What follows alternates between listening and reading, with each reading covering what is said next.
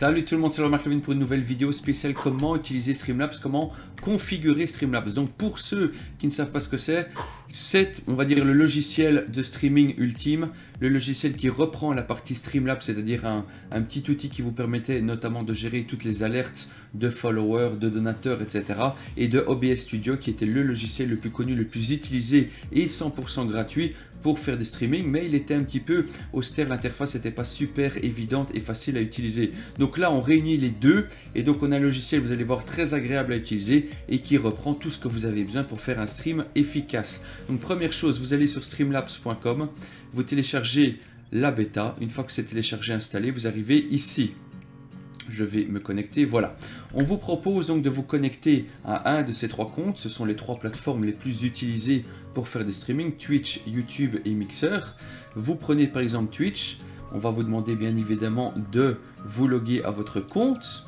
Une fois que c'est fait, vous attendez quelques secondes et le logiciel va me proposer d'importer tout ce que j'avais déjà créé sur un des deux autres comptes. Bien sûr, si vous voulez passer de l'un à l'autre par la suite, vous pouvez bien évidemment et garder tout le contenu que vous avez créé. Par exemple sur Twitch, vous pourrez le réutiliser sur YouTube. Donc là, on vous propose de récupérer ce que vous avez déjà créé, notamment au niveau des scènes, des overlays, tout ce que vous voulez. Et donc vous arrivez ici. Ça, c'est mon interface YouTube, mais qui a été transposé dans Twitch. Donc vous avez 4 onglets ici, ça c'est très important. Le premier, tableau de bord, c'est là que vous allez voir notamment tous les nouveaux followers qui se sont abonnés à votre chaîne, tout ce que vous avez pu gagner comme don et toute la partie, on va dire, gestion de votre compte pour le streaming. Je ne vais pas rentrer dans les détails, vous n'avez qu'un chipoter, c'est pas le plus important, notamment au début quand vous allez commencer à streamer, vous n'allez sans doute pas recevoir de dons, donc cette partie-ci ne sera pas la plus importante au début. La partie thème, celle-ci est vraiment top, géniale, surtout si vous n'avez pas le temps ou vous n'avez pas tout simplement les skills pour créer un bel overlay. Vous avez la communauté qui a créé des overlays pour vous, que vous pouvez trier par genre, par couleur ou par type d'overlay. Admettons celui-ci qui est consacré à Dragon Ball Z, vous voulez voir en détail ce qu'il contient, il faut savoir que c'est 100% gratuit, donc vous cliquez dessus, vous avez donc les panneaux de début, de fin de stream et le panneau central avec notamment ce à quoi ça va ressembler quand vous aurez mis votre webcam ou votre chat. C'est vraiment extraordinaire parce que c'est 100% gratuit. Si vous voulez l'installer, il suffit de cliquer sur Install Overlay, vous attendez 2-3 minutes et l'overlay va automatiquement se rajouter dans la partie scène de votre éditeur. L'éditeur, troisième panneau, sans doute le plus important, c'est là que vous allez créer toutes les scènes que vous voulez montrer à l'écran. Alors la partie scène sur la gauche, c'est ici notamment que vous allez créer par exemple une partie où vous allez juste vous voir vous, une partie où vous allez juste vous montrer la console et une partie où vous allez montrer par exemple les deux. Pour créer une scène très simple, vous appuyez sur plus, vous l'appelez comme vous voulez, Twitch par exemple, terminé. Vous avez votre nouvelle scène qui est 100% vierge de contenu. Ici, pour rajouter du contenu, ben, c'est simple. Vous avez à chaque fois toutes les possibilités. À chaque fois que vous cliquez sur une partie à rajouter, vous avez un exemple et en 2-3 lignes, à quoi vous pouvez vous attendre. Donc en gros, les plus importants, c'est images. Ça va rajouter une image ou un overlay si vous l'avez créé vous-même. Source de navigateur si vous voulez montrer une partie d'une fenêtre internet. Un diaporama si vous voulez communiquer plusieurs images à la fois de façon diaporama. Qu'est-ce qu'on a d'autre? Capture d'écran si vous voulez capturer une partie d'un écran secondaire si vous travaillez avec 2 écrans. Capture de jeu si vous êtes sur PC pour capturer la fenêtre de jeu sur laquelle vous êtes en train de jouer. Les scènes si vous voulez mettre dans une source une scène que vous avez déjà créée. Le texte, bien évidemment, si vous voulez rajouter un titre à votre vidéo ou à votre live. Source de médias aussi très important si vous voulez rajouter une vidéo, un son ou n'importe quoi ou un GIF dans votre live.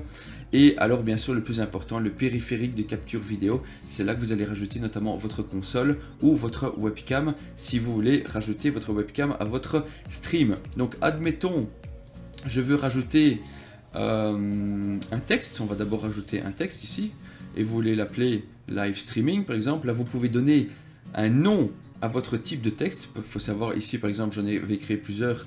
Si vous voulez en créer un nouveau, vous le créez ici. Si vous voulez en récupérer un que vous avez déjà créé sur une autre scène, il suffit de le prendre, voilà. Et alors il suffit de le rajouter ici plus bas. Donc par exemple je veux l'appeler titre du stream. Je fais ajouter une nouvelle source. Mon titre du stream est ici. Voilà, vous avez toutes les options de police, la taille de police, la couleur de police, etc. Voilà, et vous pouvez en cliquant dessus le rajouter, vous pouvez l'agrandir, le rapetissir, mettre plusieurs effets dessus avec des contours, etc. Si vous voulez le voir disparaître mais sans le supprimer, il suffit de cliquer ici. Voici pour le faire réapparaître. Vous voulez ajouter par exemple une image, je vais aller rajouter une image, par exemple, oui, il faut savoir que j'ai une chaîne principale spéciale FIFA FUT, donc forcément j'ai pas mal de contenu par rapport à ça. Admettons, je veux rajouter la carte de Thomas Meunier, je fais ajouter, voilà, je peux la déplacer de nouveau, la rapetissir, l'agrandir, etc. Voilà, donc de nouveau, ça c'est pour la partie image, et bien sûr le plus important, si vous voulez rajouter par exemple votre console, si vous avez un boîtier d'acquisition vidéo et que vous voulez rajouter votre console en fond, il suffit donc d'aller dans le nom, par exemple, là je ne l'ai pas encore créé, mais admettons, vous partez de rien, vous l'appelez par exemple PS4, vous faites ajouter, et là on va vous demander de quelle source ça vient, donc forcément ça vient dans mon cas du Game Capture HD 60. Attention, ça c'est juste pour capturer la vidéo. Si vous avez comme moi un Elgato HD 60S, si vous voulez la vidéo et le son, vous cliquez sur celui-ci. Vous pouvez ensuite modifier les paramètres de résolution, le nombre d'FPS en sortie, etc., etc. Voire configurer la partie vidéo du Game Capture. Donc tout ça se trouve ici, dans cette partie-ci. Alors vous n'allez rien voir à l'écran tout simplement parce que comme j'utilise un autre logiciel de capture vidéo pour vous montrer cette vidéo, le logiciel est utilisé des deux côtés et donc il ne peut pas m'afficher ni ma PlayStation ni ma webcam. Mais donc en temps normal, vous devriez voir apparaître la PlayStation ici. À savoir que si vous mettez la PlayStation en premier, tout ce qui est derrière ne sera pas visible. Donc toujours la mettre derrière le tout. Comme ça vous voyez le fond, le jeu en fond et tout ce que vous avez rajouté dessus par-dessus. Donc par exemple pour la webcam, toujours le même principe. Vous appuyez périphérique de capture vidéo et là vous rajoutez la webcam, donc ça c'est moi.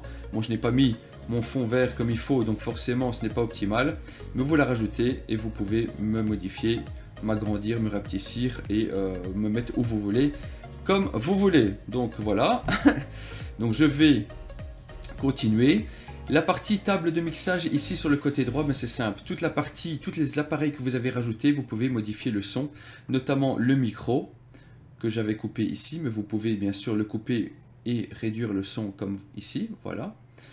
La webcam si vous voulez travailler avec le son de la webcam et la PS4, pour autant qu'elle soit allumée, vous pouvez modifier le son provenant de la PS4. Donc de nouveau, j'ai fait dans les grandes lignes, je ferai d'autres vidéos pour rentrer plus dans les détails, mais comme ça vous avez vraiment une idée si vous débutez. Dernière partie, et sans doute une des plus importantes, la partie paramètres, avec bien évidemment... Je vais de nouveau vous montrer les choses qu'il faut modifier ou pas. Ne chipotez pas à tout. Vous pouvez bien sûr lancer l'optimisation automatique. Donc là, en fonction de votre PC, en fonction de votre bande passante, le logiciel va automatiquement optimiser, voilà, optimiser votre outil pour avoir un streaming de qualité. C'est-à-dire qu'il va vous géolocaliser, il va prendre en compte toute la partie PC et voir un petit peu ce que votre PC est capable de faire pour vous dire finalement voici les paramètres idéaux pour faire un bon streaming. Donc là je vous conseille de le faire, généralement c'est assez efficace et ça vous permet de ne pas trop chipoter. Je reviens dans les paramètres. Chose importante ici dans la partie vidéo, n'oubliez pas de mettre en 1280 x 720, 60 images secondes ou 30, ça vaut à tester, voir si votre PC et votre bande passante est suffisamment costaud pour le faire. N'espérez pas filmer et streamer en 1080p 60 fps, là il faut un énorme PC et une très grosse connexion internet pour le faire. Autre chose importante dans la partie sortie, ici la partie parcourir, c'est là que vous allez stocker les vidéos que vous allez enregistrer. Et pareil pour le son. N'oubliez pas de sélectionner votre bon micro, par défaut il ne le fait pas obligatoirement. Donc ici j'ai mon Turtle Beach, je le sélectionne, sinon il serait tout à fait capable de prendre le son de votre webcam et dans ce cas là vous allez avoir une qualité de son nettement moins bonne. Je termine juste une chose ici, la partie du dessous, l'utilisation du CPU en temps réel, le nombre d'images secondes, le nombre d'images perdues. Donc à partir du moment où vous voyez des images perdues, faites attention, ça commence à sentir le roussi, ça veut dire que votre live n'est plus fluide. Ça c'est la partie du débit vidéo que vous allez sortir quand vous allez lancer un live. Testez les modules si vous voulez voir comment ça fonctionne, par exemple si vous voulez avoir une alerte lorsqu'un follower vous suit, vous rajoutez bien sûr la partie follower. Donc ça c'est ici, attendez, hein. Objectif de follower, non, c'est dans, voilà, petit cœur de don, ça c'est pour la partie don. Et pour rajouter un follower, c'est encore où?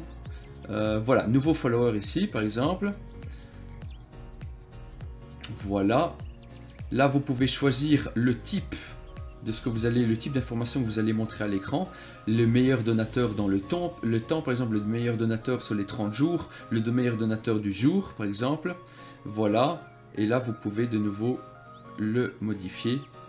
Et donc forcément, lorsque vous allez tester les modules, que ce soit pour un donateur, un follower, vous allez voir apparaître la petite animation qui va s'animer à l'écran. Donc là, ça permet très simplement de tester tout avant d'être en live et ça, c'est plutôt sympa. Pour enregistrer une vidéo et pas un live, vous appuyez ici. Vous allez commencer à enregistrer une vidéo. Ça, c'est pour faire, si vous voulez faire des vidéos sans faire des lives. Et pour commencer un live, c'est très clair, vous appuyez ici. Une fois que vous êtes en live, vous allez voir la partie directe qui va se développer. Vous n'aurez plus la possibilité que de chipoter aux scènes et la table de mixage, donc pour gérer toute la partie son. Et là, vous avez un aperçu en direct de ce que vous montrez à vos followers ou à vos viewers, avec à chaque fois les nouveaux followers qui apparaissent et d'autres informations si vous voulez, si vous avez mis des live action ou comme des roues tournantes si vous faites des jeux pendant votre live. Voilà, je pense avoir été complet pour la partie initiation. N'hésitez pas, si vous avez des questions, à les poser dans les commentaires de la vidéo. Si vous avez aimé la vidéo, les petits pouces bleus comme d'habitude. Sur ce, je vous dis à très bientôt les gars pour une prochaine vidéo. Salut les gars, ciao!